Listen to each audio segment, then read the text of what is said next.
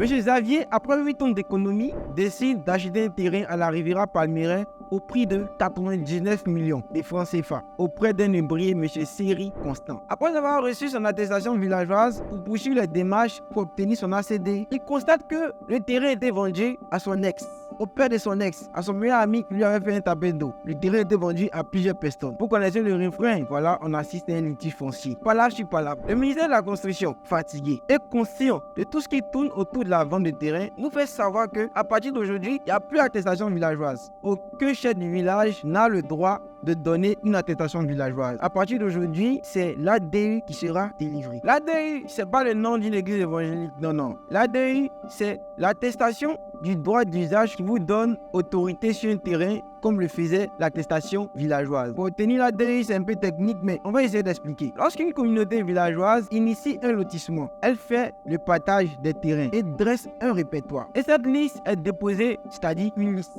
auprès des services compétents du ministère de la Construction afin d'obtenir l'ADU. C'est sur la base de cette liste que le ministère de la Construction va produire des ADU à défaut des attestations villageoises. Ces ADU sont transmis au chef du village qui va apposer sa signature avant de les délivrer aux bénéficiaires. Et ceux-ci seront enfin en possession de les ADU. Mais entre nous, j'ai parlé beaucoup de français là, mais je n'ai rien compris. C'est en ce moment-là que Génie BAT International fait son entrée. Si tu as des difficultés à comprendre la procédure, tu as des difficultés avec l'achat d'un terrain, tu peux entrer en contact avec Génie BAT et ils vont t'aider. Qu'est-ce que tu en penses?